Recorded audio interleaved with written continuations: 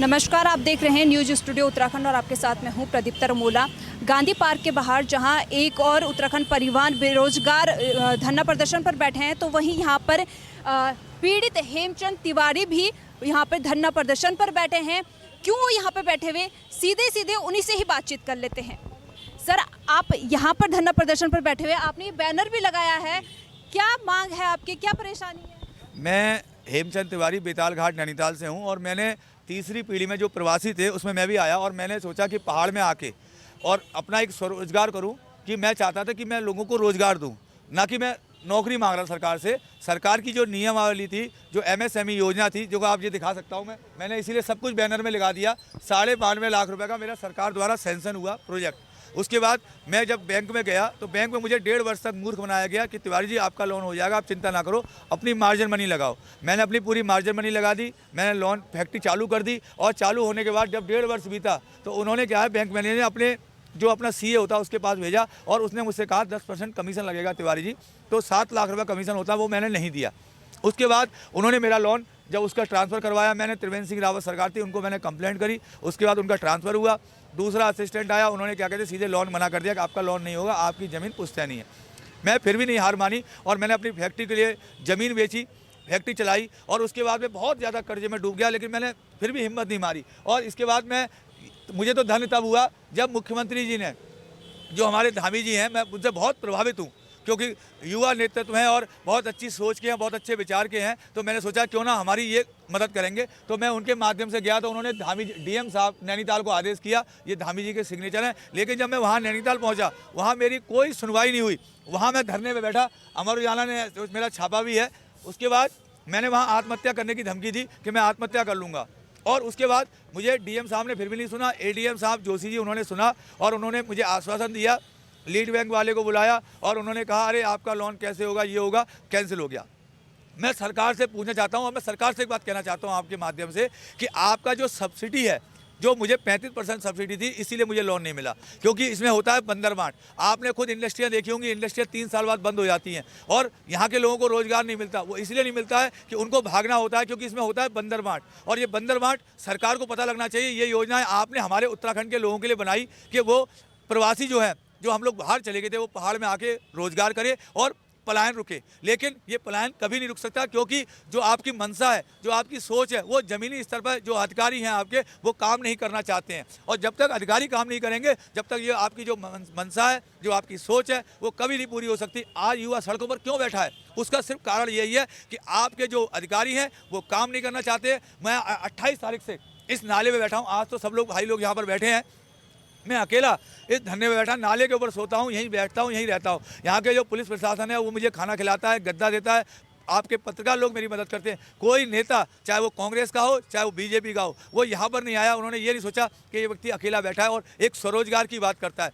मैं तो इस सरकार से पूछना चाहता हूँ, मैं किसी का प्रचार नहीं कर रहा हूँ। एक नारायण तिवारी जी थे जिन्होंने उत्तराखंड में स्वरोजगार के लिए, रोजगार के लिए काम किया, इंडस्ट्री लगवाई। और आज एक तिवारी जी, मैं भी उसी गांव का हूँ, आज जो तिवारी सड़कों पर दर की ठोकर खा रहा है एक फैक्ट्री के लिए, लोन में भीख नहीं मांग रहा था, कर्जा मांग रहा था, वो भी अपनी ज़मीन गिरवी रख रहा था।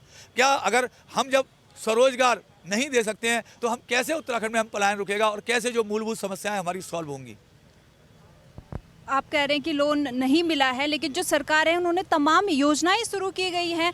स्पेशली अगर देखा जाए कोरोना काल में, तो कई जो जिन्होंने प्लान कर दिया था वो लोग भी उत्तराखंड लौट के आए हैं और उनको भी रोजगार देने की बात सरकार ने की। मैं आपको बताऊं कि कोई रोज़गार नहीं मिलता है, क्योंकि ये सब्सिडी, फिर मैं आपको बता रहा हूं, जिसको अगर रोज़गार करना है तो उसको अगर आप सब्सिडी मत देके आप सिर्फ उसकी रेट ऑफ इंटरेस्ट कम कर दीजिए, आसानी से लोन मिल जाएंगे। मैंने भी गाड़ियों का लोन लिया, मेरा भी होम लोन है, आसानी से मिला। लेकिन यही लोन क्यों नहीं मिला? क्योंकि इसमें जो है सब्सिडी है। इसीलिए मैं सरकार से फिर कहना चाहता हूँ, ये सब्सिडी को बंद कर दो। आप अगर हमें काबिलियत होगी तो हम आसानी से अपनी फैक्ट्री चला सकते हैं और अपना बस हमें लोन मिल जाए और हमें सिर्फ और कुछ नहीं चाहिए। क्योंकि एक सब्सिडी लेने के चक्कर में उससे ज़्यादा जूते घिस जाते हैं, उससे ज़्यादा अधिकारी, इतने भ्रष्ट अधिकारी है जो भ्रष्टाचार में लिप्त हैं, वो पैसा खाते हैं। और यही कारण है कि आज जो प्रवासी जो उत्तराखंड में जब आया था वापसी, वो आज दोबारा वापस हो चुका है। उसका सिर्फ कारण यही है कि धरातल में आपका जो प्लान है वो जीरो है। आप होर्डिंग और बोर्डिंग लगाते हैं। मैं भी हार मान चुका था, लेकिन मैंने सिर्फ इसलिए सामने आया हूँ सरकार के, क्योंकि चुनाव आने वाले हैं और जो सरकार, जब मैं टीवी खोलता हूँ तो सबसे पहले आता है स्केल इंडिया, हमने इतने रोजगार दिया। अरे आप देखिए तो सही कितने को आपने रोजगार दिया और कितने लोग क्रियान्वित हैं, कितने लोग काम कर रहे हैं। सिर्फ जीरो, जमीनी स्तर पर सब कुछ जीरो है, सब कुछ शून्य है। इसलिए सरकार से मेरी अनुरोध है कि युवाओं की आवाज़ को आप हमारी आवाज़ बने और आप युवा नेतृत्व तो लेके आए हैं। मुझे बहुत खुशी हुई कि धामी जी यूपी में रहे हैं, लखनऊ में युवाओं के प्रेसिडेंट रहे हैं, उनको सारा कुछ पता है दर्द कि युवाओं का क्या दर्द होता है। वो उत्तराखंड से बिलोंग करते हैं। टोपी पहनने से पहाड़ी नहीं होता, दिल में भी पहाड़ीपन होना चाहिए। हम पहाड़ में, उत्तराखंड में जो भी रहता है हर व्यक्ति पहाड़ी है और अपने पहाड़ को बचाने के लिए मैं तो फिर कहता हूँ बार बार कि युवाओं को बदलाव लाना पड़ेगा, क्योंकि आज घमंड हो चुका है बीजेपी और कांग्रेस में। इन लोगों को पता है कि 5 साल तुम खाओ, 5 साल हम खाएं। इस पूरे उत्तराखंड को खोखला बना दिया है, इस पूरे उत्तराखंड को ख़त्म कर दिया है। आज सरकारें क्या नीति अपना रही है? सिर्फ खनन और शराब, जिससे हमारा उत्तराखंड दर दर में गड्ढे में जाता जा रहा है। और आज हमारा उत्तराखंड की क्या हालात हो रहे हैं, आए दिन देख रहे हैं। आपदाएं आ रही हैं, भूस्खलन आ रहा है। क्यों आ रहा है? क्योंकि हमने लोगों ने सिर्फ हमें 2 ही धंधा बना लिया है। अरे इससे ऊपर भी आके देखिए, उत्तराखंड स्वर्ग है। आप इस स्वर्ग को दोबारा से स्वर्ग बनाइए। ये छोटा सा प्रदेश है, आप हिमाचल में जाके देखिए वहाँ कैसे स्वर्ग बन गया। आज हमारे उत्तराखंड छोटा सा प्रदेश है, लेकिन सब लूटने और खसोटने में लगे पड़े हैं, क्योंकि चेहरे वही हैं, सिर्फ सरकारें बदल जाती हैं, इसीलिए सिस्टम नहीं बदल पा रहा है।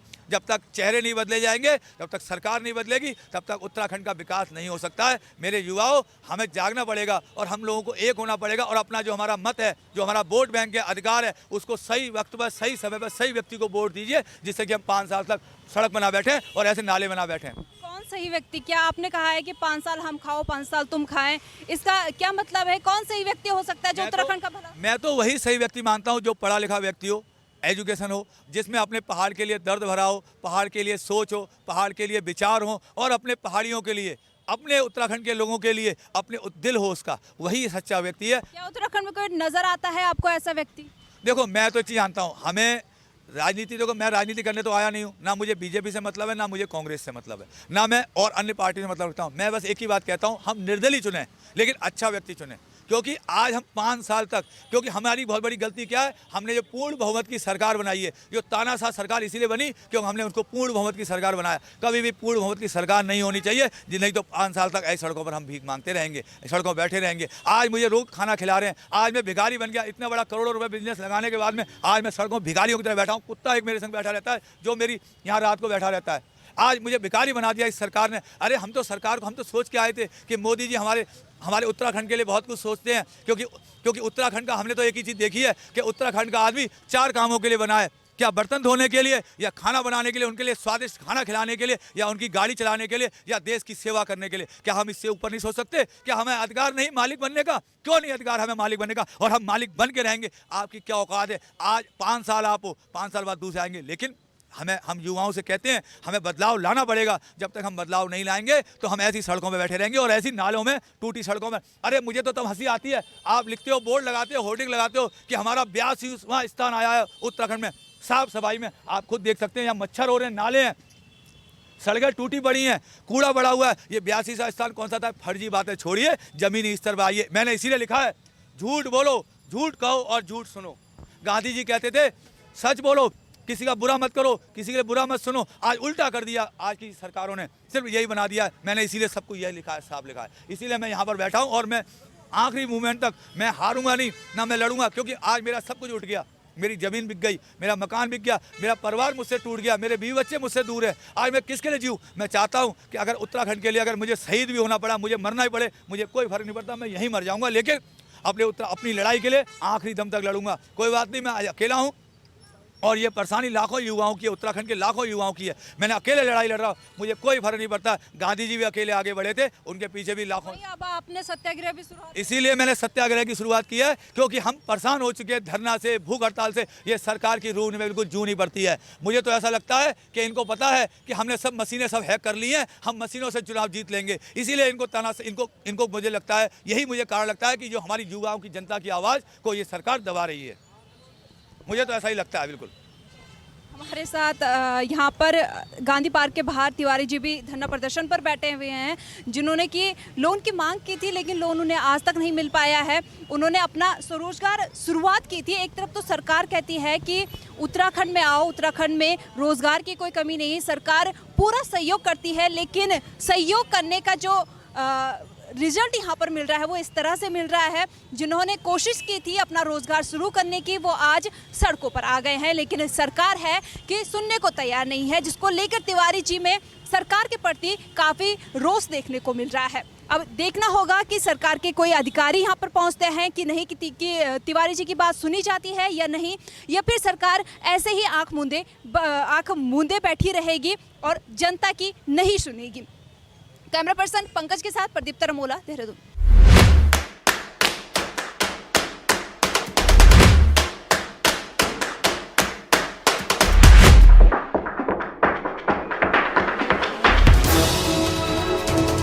उत्तराखंड की हर खबर सिर्फ